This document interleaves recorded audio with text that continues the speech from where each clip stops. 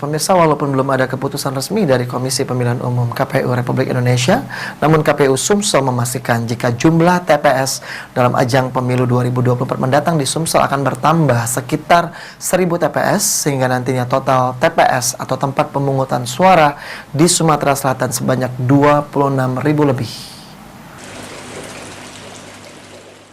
Disampaikan oleh Ketua Komisi Pemilihan Umum KPU Sumsel Amrah Muslimin, penambahan jumlah TPS dalam pemilu 2024 di Sumsel karena disebabkan sejumlah faktor. Di antaranya akan ada TPS khusus yaitu lapas dan juga perusahaan. Sehingga nantinya diperkirakan jumlah TPS di Sumsel dalam pemilu 2024 mendatang sebanyak 26.000 lebih atau terjadi peningkatan 1.000 TPS.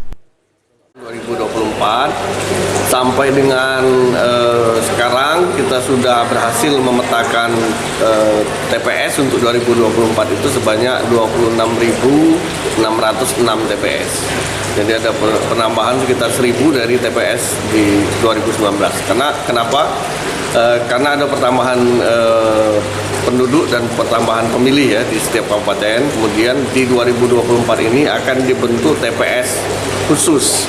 Nah, TPS khusus ini akan kami bentuk di lapas-lapas, kemudian nanti juga akan dibentuk di perusahaan-perusahaan yang memang karyawannya banyak, perusahaan-perusahaan asing terutama perusahaan besar. Saat ini rencana penambahan TPS dalam pemilu mendatang masih menunggu putusan dari Komisi Pemilihan Umum Republik Indonesia.